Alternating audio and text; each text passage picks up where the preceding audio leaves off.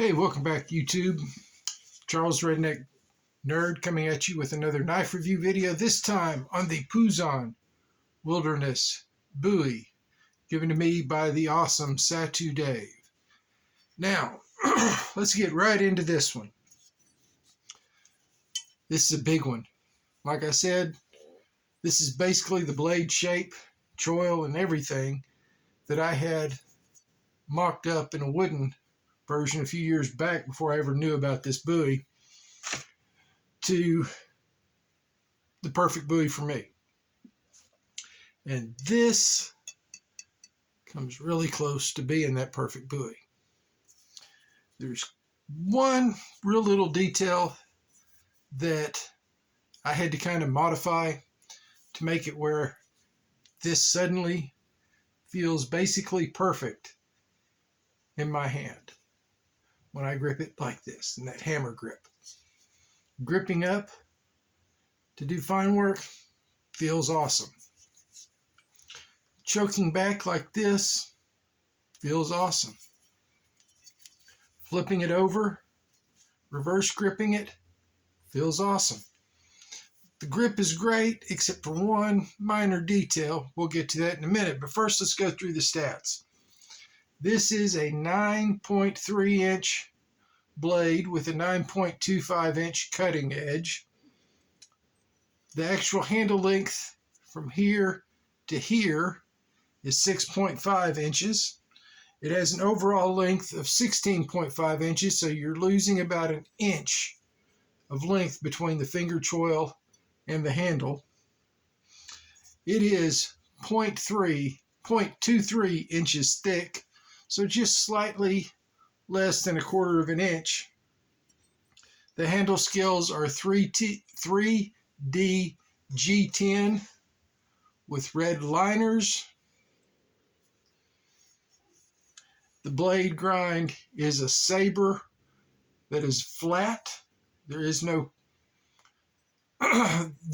hollow grind on this, with a convex edge.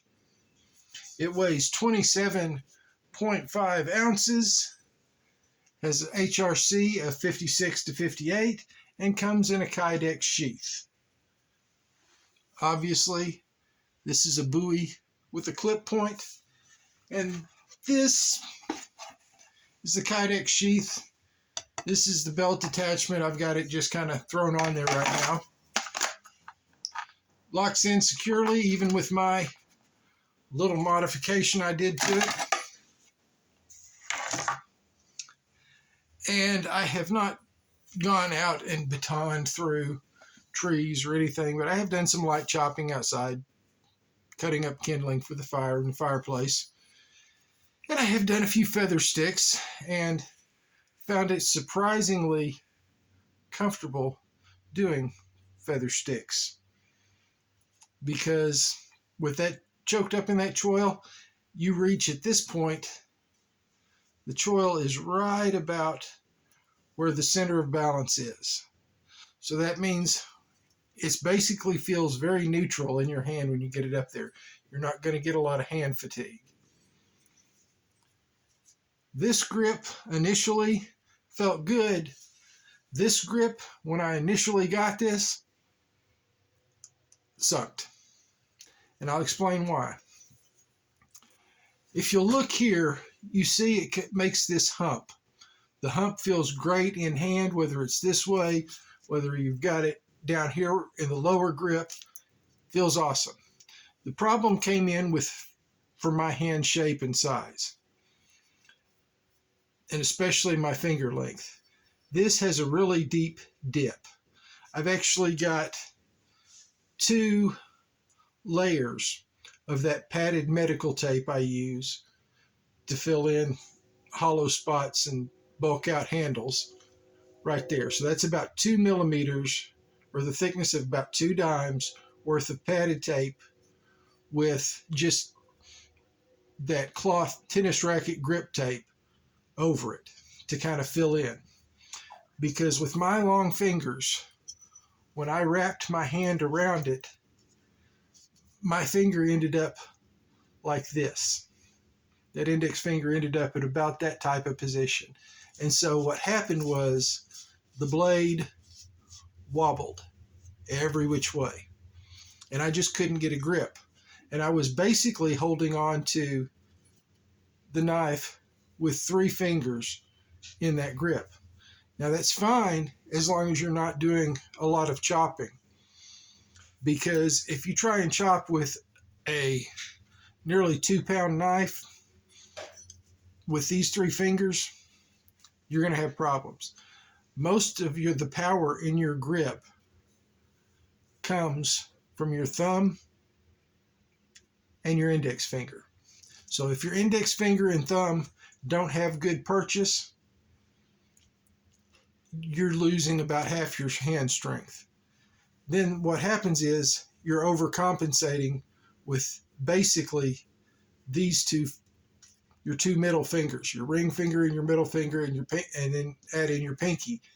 And so that's going to lead to a lot of fatigue and muscle stress in your wrist and hand, and it'll fatigue you. So, liking this knife, having it have been a gift from Satu Dave, I said, I can fix this. I fixed this in 2 or 3 other knives. All I've got to do is build this up. It's not going to be a permanent solution.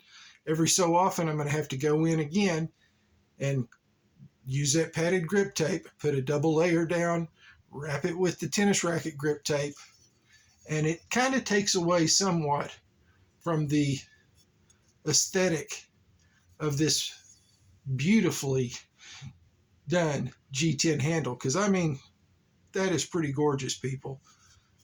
And when you look at the palm swell and everything about it, I mean, Dave Puzon thought this out excellently. He just didn't think of people whose index fingers are slightly over 3 inches long, that have the hands of basically a giant or a Sasquatch. So I can't fault him for that. For a person with average sized hands that wears a medium or large glove as opposed to an extra large glove to double XL glove, this is going to feel perfect. For somebody with extremely long fingers and hands of a Sasquatch, it had a problem for me, but it was easily fixed. And once I got it fixed, I loved it. Now, some of you may remember, I'll try and remember to link the video of when I got this. Dave said it had been used and abused and just put up. There was a lot of rust. There was a lot of patina on this. The patina didn't bother me so much. The actual rust spots that you could feel running your finger over it like this were.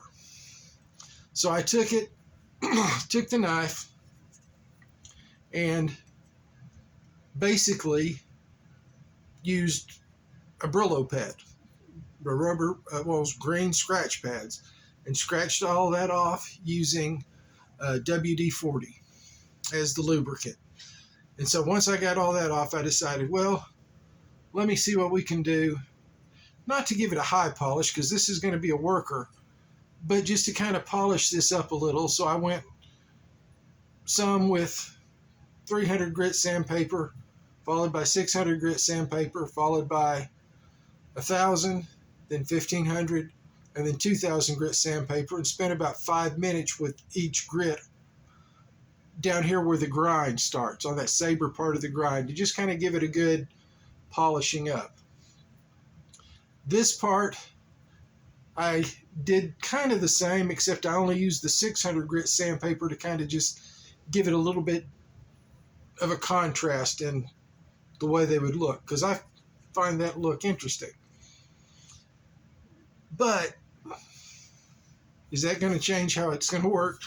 No, but it does make it a little easier when I bring it inside after using it on trees to cut branches, to just chop kindling, or if I really want to go to town and start splitting some logs, I'm sure this would do fine, because this is SK85 steel, and it's a Japanese steel that is basically the equivalent of 1080 or 1084. So it's going to be a tough steel. And work tough gear has their heat treat spot on. I have used this, what I feel like is quite a bit, and I'm sure David used it quite a bit. And this thing is still exceedingly sharp. So let's just, first time on camera, see how it does on Chromebook paper. And yeah, it's got a couple of burrs on it from my usage probably. But overall, I really think that says it all. To get a knife that had been used and, as Saturday said, abused and put away, and it still looked like that and act like that after just cleaning it and then you took it out and used it yourself, that says something about their heat treat. So this one is a definite like and a definite keeper. Now these are available from time to time, of course, the Work Tough Gear website. Possibly you can find them at some stores, but the Work Tough Gear website, they're normally $239, and they come with this sheath. Now Dave was kind enough to send me the actual sheath made by Positive Leatherworks, which is Dave Puzon, the designer of the Puzon Wilderness Bowie, his leather shop. So this was made by the designer of that, and let me tell you something. This is thick, stout leather. It's got the loop for the Work Tough Gear Orange Fire ferro rod. It's got this backing plate, kind of attachment plate with a dangler. And this is how I'm going to carry it. Now I'm still trying to get this leather sheath kind of broke in, so it goes in fairly easy, but you've still got to give it just a tad bit of a tug to pull it out. And I'm going to put this basically on a baldric to kind of carry it under my armpit up here until I get one rigged up. Probably use just paracord or something else, maybe even just a belt, to have this kind of dangle right here so you can just kind of grab it out across your chest, because I don't like a true dangler sheath. Yeah, may check and see if Positive Leatherworks has one of these plates that will attach to it without the dangler, that has like belt loops right here, because I prefer it to ride on my belt. But either way, this was a great addition, and I don't know what these cost. I'm sure you can look up Positive Leatherworks and find out from Dave Puzon himself how much he charges for this awesome, beautiful sheath. Now we come to, of course, Little Squatch's favorite things. And Suzer has been using my room for some of her video conference chats lately. And apparently she decided Little Scratch needed some sort of stick to carry around. So Little Squatch gives his recommendations, of channels you should watch. And of course today we have to go with Satu Dave for sending us and gifting us this amazing, amazing Bowie. Then we've got to go with Scab, Choir Boys Outdoors. Scab's going to show you this knife and others. Its big brother, the Predator Hunter Bowie. And yeah, this knife has a big brother in action.